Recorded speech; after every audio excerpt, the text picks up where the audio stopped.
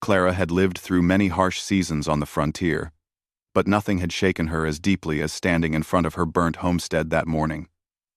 The smell of ashes still lingered in the wind. The grass around the house was blackened. The barn was nothing more than collapsed beams, and even the fences had turned into dark, broken lines across the land. She stood there with her one good arm pressed against her waist, fighting the ache in her chest. She had always been strong. She had always found a way to keep going. But as she looked at the destruction, she knew rebuilding alone would be close to impossible. For a long time, Clara refused to ask anyone for help. She had survived the loss of her husband, and later, the terrible accident that took her arm. She had learned to live in a world built for two-handed people, forcing herself to adapt to every little task. She had learned to carry buckets hooked around her wrist, to tie knots using her teeth, to cook, repair clothes, tend animals, and keep the land alive. But building an entire homestead again? Cutting lumber? Lifting beams? Repairing a roof? That was something she simply couldn't do alone. So, out of desperation, she wrote a letter. A mail-order request for a husband. Not for companionship, not for romance, not for comfort. She wrote the truth. She needed a partner who would work beside her, someone who wouldn't laugh at her missing arm, and someone who wanted a quiet, hard-working life. She posted the letter with a shaky hand, and then assumed she would hear nothing for months. After all, who would choose a burnt homestead and a one-armed widow? 2 weeks later, Clara was sweeping ashes from her ruined kitchen when a wagon approached. She paused, confused. Most travelers avoided burnt land. They thought it carried bad luck. But this wagon didn't pass by, it slowed, and then stopped right in front of her gate. A tall man climbed down. He wore travel-worn clothes, dusty boots, and had a calm expression that didn't match the long journey he must have taken. His hair was dark and a bit messy, like he had slept outdoors. He carried a small travel chest under one arm and a hat in the other. Clara wiped her forehead with her sleeve, unsure why he had stopped here. He looked at the burned house, then at her. "Are you Clara Hayes?" Clara felt her heart jump. "Yes," she said slowly, wondering how he knew her name. "My name is Daniel," he replied in a warm, steady voice. "I received your letter." She stared at him, unable to believe it. You came all the way here because of that letter?" Daniel nodded, his eyes kind but serious. "I thought you would need someone sooner, rather than later." Clara looked down at her burnt boots, suddenly embarrassed. The letter had been honest. Too honest, maybe. She had told him everything. That her land was nearly destroyed, that she had no savings left. That she had one arm and a farm to rebuild. Now that he stood here, she wasn't sure if she should be grateful or ashamed. "I think you should know," she said quietly, "that the fire destroyed most of my crops and nearly everything I owned." Daniel didn't flinch. He looked around, taking in the ruins.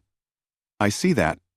And," Clara continued, her voice softer, "I can't pay you or offer anything except hard work and a place to sleep."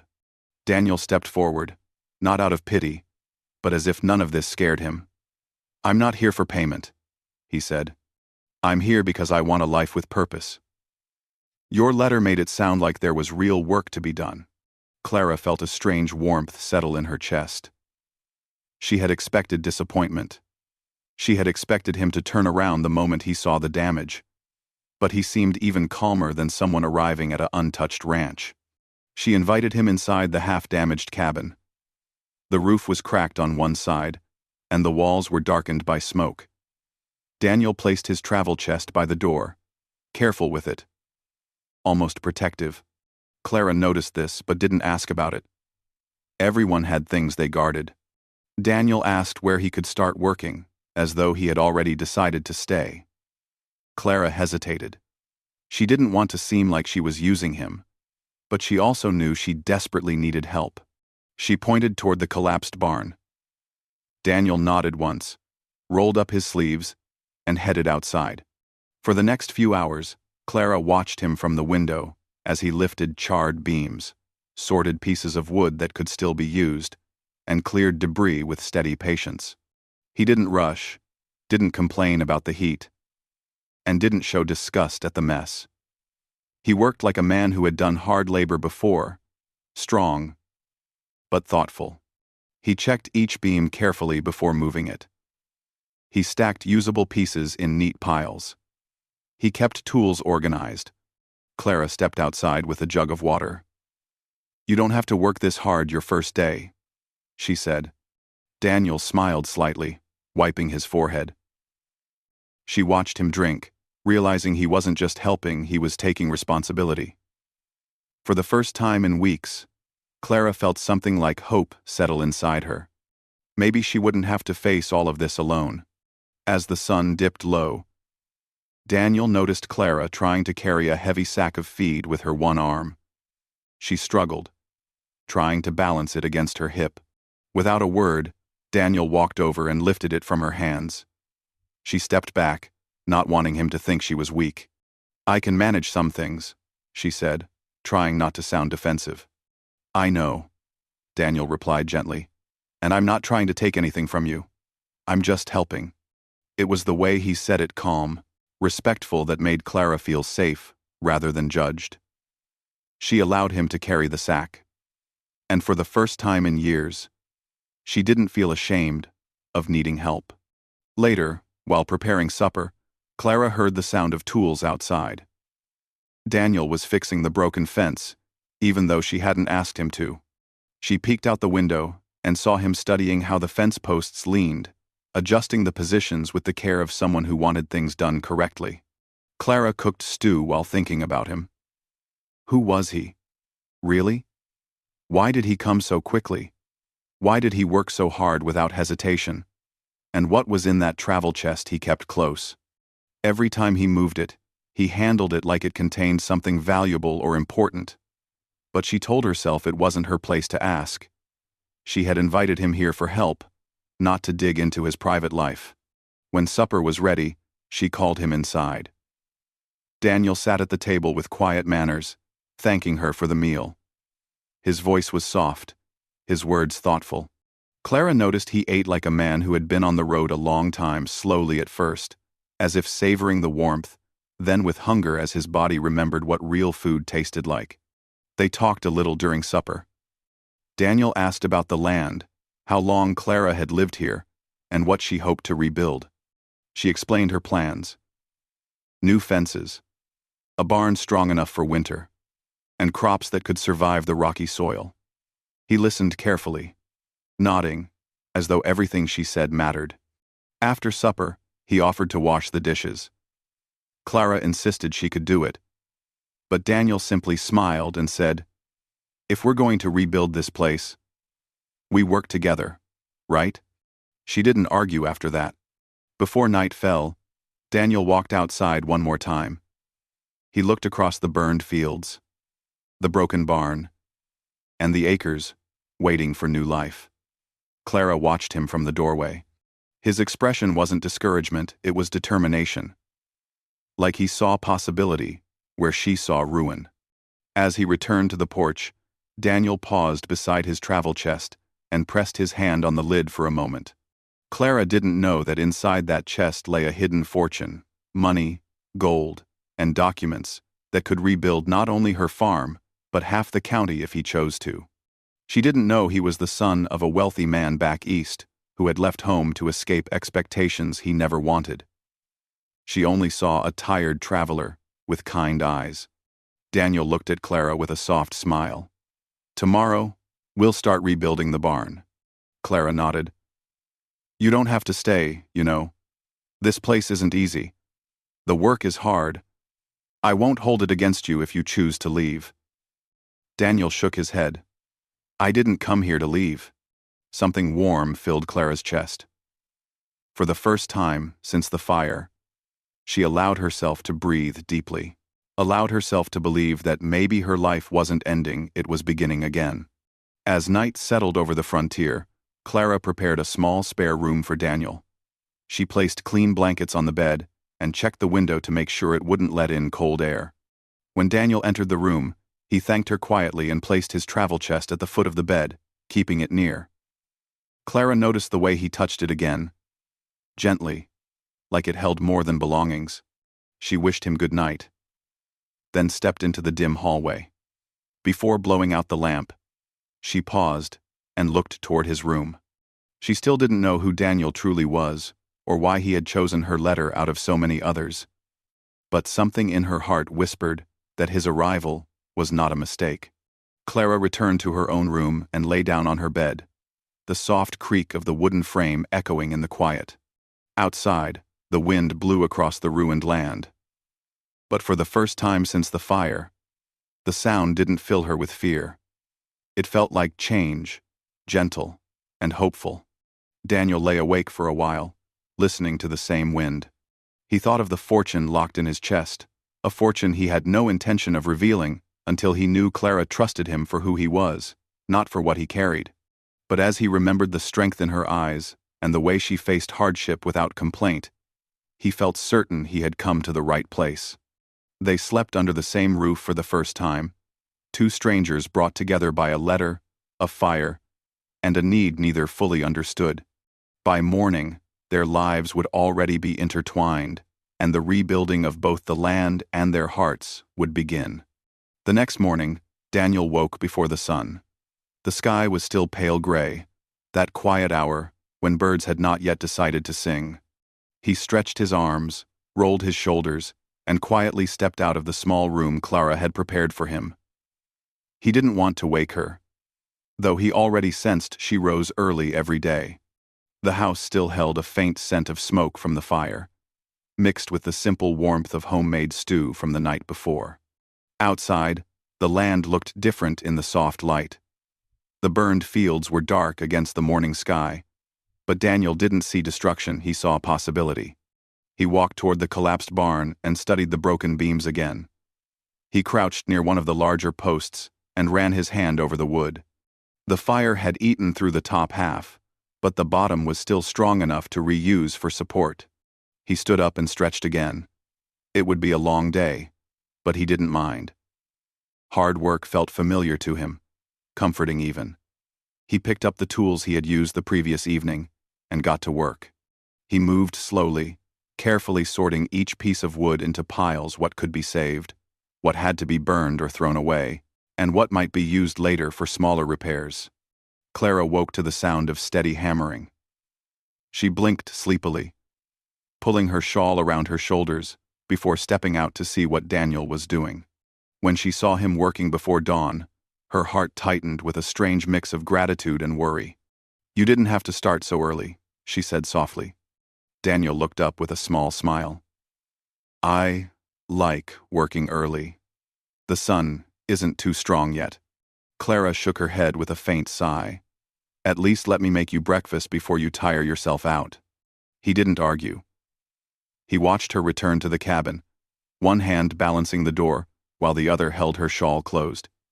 He admired her quiet persistence, the way she moved confidently despite having only one arm. She never asked for sympathy. She simply lived. By the time Clara returned with 2 bowls of warm oats, Daniel had already cleared a large section of the barn's remains. They sat together on a wooden log at the edge of the field. The morning breeze was cool. Clara offered him the larger bowl. He tried to refuse, but she simply raised an eyebrow and handed it to him anyway. He accepted it with a soft laugh. They ate in silence for a moment. Then Clara asked, "Have you done this kind of work before?" Daniel nodded slowly. "Some. I've helped rebuild structures and homes, in different places." Clara sensed there was more to it, but she didn't push. She had long ago learned that people revealed themselves when they felt safe, not when someone demanded answers. After breakfast, Daniel walked around the property with a more detailed plan in mind. He studied the fence line and saw where posts leaned or had burned at the bottom. He walked the edge of the field, noting where new soil needed to be turned. He checked the tool shed, opening drawers and boxes to see which tools could be repaired and which were too damaged. Clara followed behind him at a slower pace. explaining what each corner of the land had once held: small vegetable gardens, a storage area for tools, a chicken coop. He listened quietly, memorizing everything. Clara was surprised at how attentive he was. Most men she knew pretended to listen while planning their own ideas. Daniel, however, seemed to care about what she wanted to restore. When they reached the far side of the property, Clara stopped to catch her breath. Daniel noticed. "You've been walking a lot this morning," he said gently. "Do you want to rest?" "Do you want to rest?" Clara shook her head. "I'm fine. Just not used to giving a tour before sunrise." He chuckled softly, and for a moment, Clara's lips curved in a small smile. Throughout the day, Daniel worked on repairing the fence. Clara tried to help, carrying nails and small tools.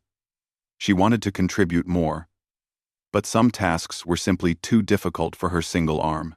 When she struggled, Daniel stepped in, not with pity, but with practical support. Once, Clara tried to carry a wooden post and nearly lost her balance. Daniel rushed forward and caught the post before it fell. Clara straightened up, cheeks warm. "You don't have to rush," Daniel said. "I don't want you doing everything alone," she replied. "We're not keeping score," Daniel said calmly. "We're just doing the work that needs to be done." Clara appreciated his tone. He didn't talk to her like she was fragile. He didn't act like she was incapable. He simply worked beside her, adjusting where needed, offering help only when necessary. In the afternoon, some people from town passed by on horseback. They slowed when they saw Clara and Daniel working together. Clara kept her head down, pretending not to notice. She knew the townsfolk liked to whisper. A one-armed widow taking in a mail-order husband, they would have opinions. Daniel noticed the riders too, but he ignored them. He focused on digging new holes for fence posts, placing each one at a precise height. The riders eventually moved on, leaving Clara feeling a mixture of relief and embarrassment. Later, as the sun reached its highest point, Clara brought Daniel a cup of cool water from the well. She watched him work, noticing again how skilled he was. He didn't measure the posts with a tool. He measured with his eyes, and somehow got them perfectly aligned. He didn't make unnecessary movements. Every action had purpose. Clara finally asked, "Are you sure you've only done some building work?" Daniel paused for a moment, thinking of how to answer. "I've had practice," he said simply. Clara narrowed her eyes slightly, recognizing that he was hiding something. But once again, she chose not to pry. She had secrets of her own, things she hadn't told him about: her fears, her loneliness, and how deeply the fire had frightened her. By late afternoon, they had replaced most of the damaged fence poles. Clara's arm ached from helping where she could, but she refused to rest until Daniel called it a day. They returned to the cabin, both smelling of wood, earth, and sweat. Inside, Clara prepared dinner while Daniel washed up. As she chopped vegetables one-handed, he offered to help, but she waved him away. "I can handle cooking," she insisted. He smiled and let her, respecting her independence. When they ate, Clara sat across from him. She noticed again how carefully he listened whenever she spoke. It felt strange to have someone in the house again. Someone who filled the quiet spaces with calm energy, rather than loneliness. After supper, Daniel stepped outside to look at the horizon. The sky glowed in soft orange and pink colors. Clara joined him, standing a few steps away. They didn't talk at first. They just watched the sunset light the land. Finally, Daniel spoke. "Your farm has good bones," he said. "It's worth rebuilding." Clara swallowed a lump in her throat. "Sometimes I wonder if I'm holding on to something that's already gone." "It's not gone," Daniel said gently. "It's just waiting for hands, willing to bring it back." Clara looked at him, surprised by how easily he spoke hope into her fears. She didn't say anything more, but she felt something shift inside her. A quiet belief that maybe she could start again. As evening turned to dusk, Daniel returned to the small room where he slept. He opened his travel chest quietly, making sure Clara couldn't hear. Inside were stacks of bills, wrapped in cloth, and a few gold coins that glinted even in dim light. He touched the letters, addressed to his true family name. He felt a weight in his chest. He didn't know when or how he would tell Clara the truth, but he knew it wouldn't be tonight. He closed the chest gently and placed it back in its corner. Then he blew out his lamp and lay down, listening to the soft sounds of the house. Clara moved quietly in her room, organizing something, humming lightly under her breath. Daniel closed his eyes. For the first time in years, he felt like he belonged somewhere. Clara, in her own room, lay awake thinking about Daniel. She wondered why he worked so hard, why he treated her with such patience, and why he had come so quickly after reading her letter. She wondered what he carried in that chest he kept so close. But mostly, she wondered why his presence made the burnt homestead feel less heavy. Outside, the land rested under a sky filled with stars. The barn was still broken, the field still blackened, but the first steps toward rebuilding had begun. And in the quiet darkness of the house, two lives were slowly forming a partnership neither had expected. Clara woke the next morning feeling unusually rested. For weeks after the fire, she had slept lightly, always afraid another spark might rise in the night. But ever since Daniel arrived, the house felt less empty. She moved through her routine with a little more energy, starting the stove, preparing breakfast, feeding the chickens, and checking the few surviving crops. Every little sound reminded her that she was not alone anymore. Daniel stepped out of his room soon after, rubbing sleep from his eyes. He greeted her with a simple, "Good morning," and she returned the greeting with a smile she didn't realize she had formed. They ate quietly at first, sharing the soft morning light filtering in through the cracked window. Daniel noticed that Clara was looking at the fields with a faraway expression, but didn't ask why. He had learned she shared her feelings slowly. After breakfast, he took his tools and returned to the partly cleared barn area. Clara followed him, helping where she could, handing him nails or sorting wood pieces.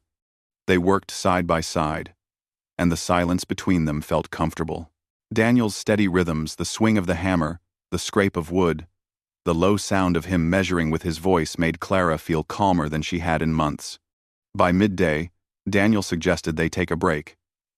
Clara hesitated, not wanting to slow him down, but he insisted.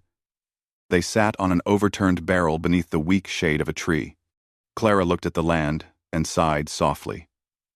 Not from frustration, but from something deeper, memories that never fully left her. Daniel noticed. "You're thinking about something," he said gently. Clara didn't look at him. "Everyone thinks about something," she replied. "That's true," he said with a small smile. "But some memories are heavier than others." Clara pressed her lips together. She felt the moment, trying to pull the truth out of her. A truth she usually locked tightly in her heart. But Daniel's voice, quiet, patient, never demanding, made her feel safe enough to speak. She took a slow breath. "You know I lost my arm years ago," she said softly. Daniel nodded. "You told me it was an accident." Clara's eyes lowered to the ground. "It wasn't just an accident. It was a moment I thought would end my life." Daniel waited, giving her space. She continued. "I was coming home from town with my baby son. The wagon wheel hit a deep hole. The wagon tipped.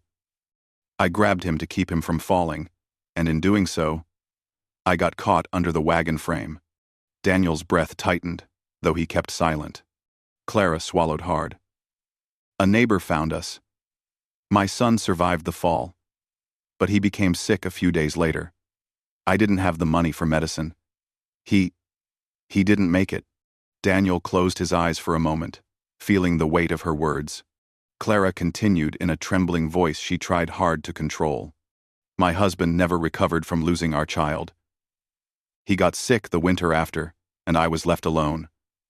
My arm was gone, my child gone, my husband gone, and the land became the only thing I had left. Daniel looked at her with gentle respect. You've carried a lot.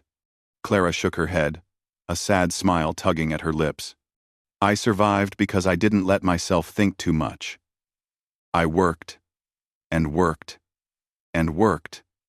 But after the fire, I thought maybe it was a sign that my life here was ending too. Daniel leaned forward slightly. The fire didn't take your strength, it just tested it. Clara blinked slowly, touched by the sincerity in his voice. She had heard plenty of comforting words in her life, but Daniel's felt different, grounded, honest. He added, and you shouldn't have had to face any of it alone. Clara's eyes softened. She looked at him carefully, realizing how much he had helped without asking for anything in return. She almost felt guilty for not asking him more about his own past. She knew he was hiding something far heavier than a simple travel chest. But she didn't push. Just as he had given her space, she chose to give him the same. Later in the afternoon, as they worked on the barn frame, something unusual happened. Daniel was lifting a large beam when the smaller wooden box he kept inside his jacket slipped and fell onto the ground. Clara stepped forward automatically and picked it up before he could. The box was heavier than it looked, and the sound it made when it hit the ground was not the sound of ordinary items. Daniel's face changed in an instant. Surprise, tension, and something like worry passed through his expression. Clara held out the box. You dropped this. Daniel took it quickly, his hands careful. Thank you, he said, but his voice held a seriousness she hadn't heard before. Clara didn't ask what was inside. She simply nodded and returned to her work. Daniel watched her for a moment, feeling the guilt in his chest grow heavier. He had been protecting the secret for so long that hiding it felt natural. But Clara's honesty and quiet dignity made the hiding feel wrong. The rest of the afternoon, Daniel worked slower than usual. His mind was full, not with tasks, but with Clara's story and his own burdens. When they finished for the day, the structure of the new barn frame already stood stronger than the one before. Clara stepped back and looked at their progress with quiet pride. It's starting to look like a real barn again, she said. Daniel nodded, wiping sweat from his forehead. Clara turned to leave, but Daniel spoke again, his voice softer than before. Clara, there's something I haven't told you. She looked at him, surprised. She waited silently, giving him space to continue. Daniel rested his hand on the travel chest he always kept close. His chest rose and fell with a slow breath. I came here because of your letter, but I didn't tell you where I came from, or why. Clara listened carefully, her eyes steady. I wasn't a farm worker back east, Daniel continued. I wasn't a wandering laborer. I came from a wealthy family. My father owned businesses, land, and several properties. He expected me to follow him, to become like him. Clara froze, stunned by the confession. Daniel opened the chest. Clara's breath caught as he revealed stacks of bills wrapped in cloth, gold coins stored in velvet bags, and a few sealed envelopes bearing elegant handwriting. Clara's voice trembled. Why would someone like you come here? Daniel met her eyes. Because all that money, all that life, never felt real to me. I wanted work that meant something. I wanted honesty. I wanted a home where I wasn't judged by wealth or status. Clara shook her head slowly, unable to understand. Then why hide all this? Because I wanted to see who you were before telling you who I was, Daniel said gently. And I wanted you to see me without thinking of money. Clara felt an ache in her chest, confusion, disbelief, and something like fear. I have nothing to offer you, she whispered. Nothing that matches this. Daniel stepped closer. I didn't come for wealth. I came because your letter spoke of strength and honesty. I came because you needed help, and because I wanted a life where my work mattered. Clara looked at the money, then at Daniel. People will talk, she murmured. They'll say I married you for fortune. They'll say I tricked you. Daniel shook his head. Let them talk. What matters is what's real between us, and what we build together. Clara looked away, overwhelmed by the truth. Daniel gently closed the chest and placed his hand on the lid. I won't force you to accept anything. I can stay and work with you without using any of this money, if that's what makes you feel safe. Clara's eyes softened at his words. You would work like this, even without using your fortune? Yes, Daniel said simply, because the work is honest, and because I believe in this land, and in you. Clara stood silent for a long time. The wind rustled the tall grass around them, carrying the scent of earth and ash. She didn't know what tomorrow would bring, but she knew one thing for certain: Daniel was not a man who came into her life by accident. She whispered, Give me time. Daniel nodded. Take all the time you need. That night, Clara lay awake in her bed, thinking of everything Daniel had told her. She thought of the fire, the years of loneliness, and the man who had walked into her life carrying both secrets and kindness. She also thought of her land, burnt, but not dead, broken, but healing. In the room across the hall, Daniel sat beside his open chest for a long time, wondering if he had made the right choice, revealing himself. But he knew he couldn't hide forever, not from a woman as brave and honest as Clara. The homestead was quiet, the night breeze cool through the broken window frame. Two people, each carrying their own grief, their own secrets, their own hopes, lay awake under the same roof, closer than ever before, yet uncertain of what came next. But deep inside, both felt something beginning to take root. Not just a barn, not just a homestead. Something like trust. Clara stepped outside early the next morning, expecting to see Daniel either working or studying the land as he always did. But he was sitting on the porch instead, elbows resting on his knees, deep in thought. The travel chest sat beside him, closed. But he kept one hand resting on it, as if he wasn't sure whether he had made a mistake by showing its contents. Clara hesitated before walking over. She still felt overwhelmed by everything he had revealed the day before. She had spent most of the night staring at the ceiling, replaying his words, again and again. She had never expected her simple letter to reach a man like him, a man who had so much but chose a widow with one arm and a burnt homestead instead of a comfortable life. When Daniel noticed her, he stood up quickly.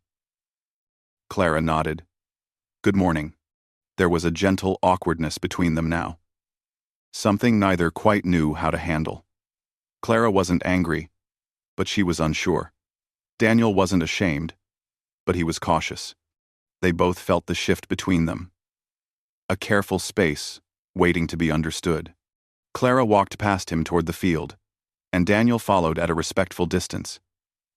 Together, they stood before the new barn frame they had been working on. It looked strong in the morning light, steady beams, lined supports, and an outline that already promised new beginnings. Clara took a slow breath. I thought a lot last night, she said. Daniel waited, quiet as always.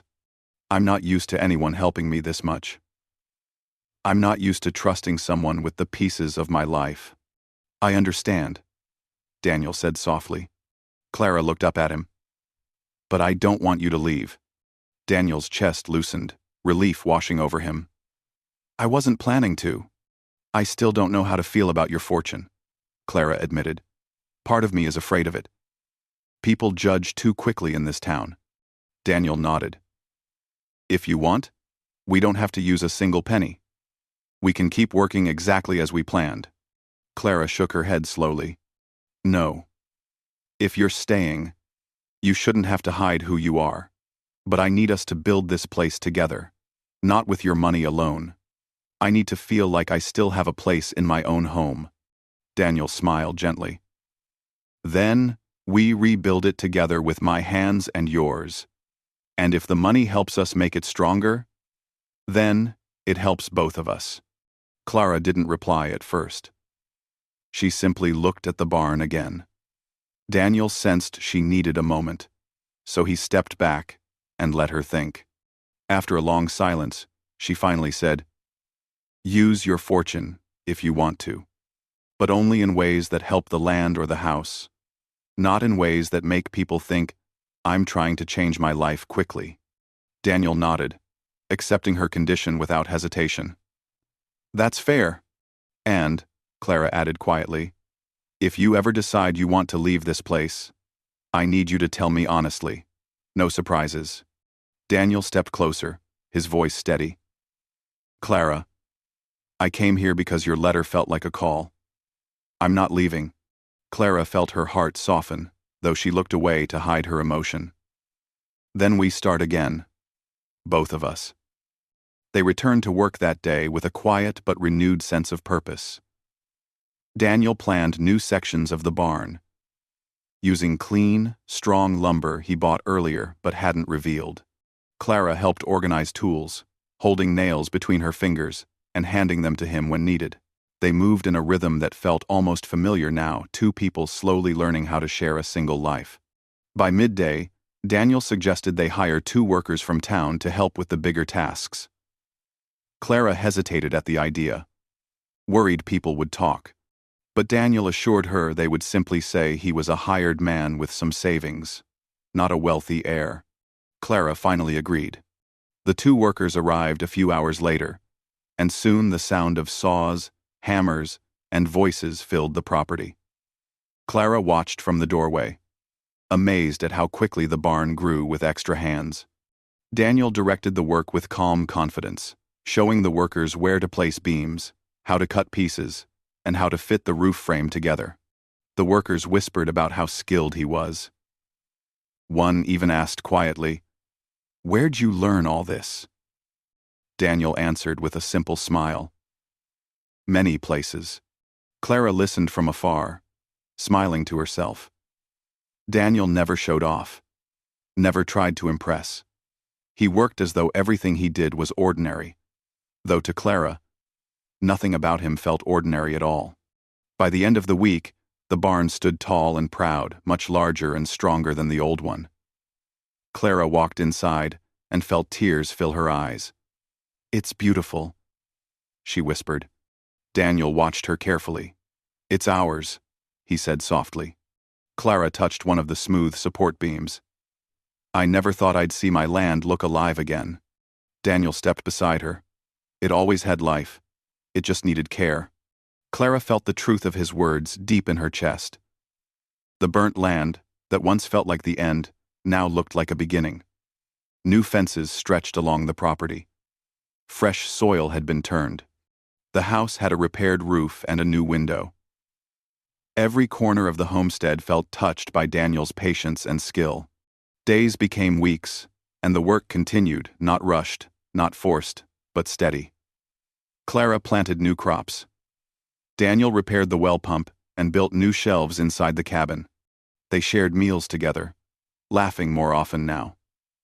The awkwardness slowly faded, replaced by something warmer and more familiar. One afternoon, Clara found Daniel repairing a hinge on the chicken coop. He looked deep in thought, his movements slower than usual. When she approached, he cleared his throat, nervously. "Clara," he said gently, "I've been thinking." She raised an eyebrow. "That usually means something important." Daniel set the hinge aside and turned toward her. "We've built so much together. The land, the barn, the house, and I don't want to build my life anywhere else." Clara felt her breath catch. Daniel reached into his pocket and pulled out a small ring. Not fancy, not expensive looking, just a simple band with a smooth, polished surface. He placed it on the wooden railing between them, not forcing it into her hands. "I'm not asking for an answer today. I just want you to know how I feel. I rebuilt your land because it deserves a future. And I want to rebuild your life with you. If you want me to." Clara stared at the ring. Her heart pounded softly, not with fear, but something gentler. She thought of the fire, the loneliness, the long days of survival. She thought of Daniel's steady hands, his soft voice, his honesty, and the way he never treated her like she was broken. She thought of the barn standing strong behind them, a symbol of what they had done together. She picked up the ring with her fingers, turning it slowly. It fit perfectly into her palm. Daniel waited quietly. Finally, Clara looked at him with tears in her eyes, not sadness, but gratitude. "I don't need more time," she whispered. "I want you here. I want us to build everything together." Daniel's breath left him in one soft exhale. Clara reached out with her one arm and held his hand firmly. He held her back with both of his. Gentle and steady. There were no dramatic words, no big speeches, only two people choosing each other with quiet certainty. That evening, the workers looked at the homestead with admiration, unaware of the quiet promise made under the open sky. The sun set behind the fields, casting warm light over the new barn, the repaired fences, and the house that finally felt like home again. Clara and Daniel stood side by side on the porch, watching the horizon. The burnt land that once symbolized an ending now shone with hope. A one-armed widow and a mail-order husband with a hidden fortune had rebuilt not just a homestead but their lives. Together.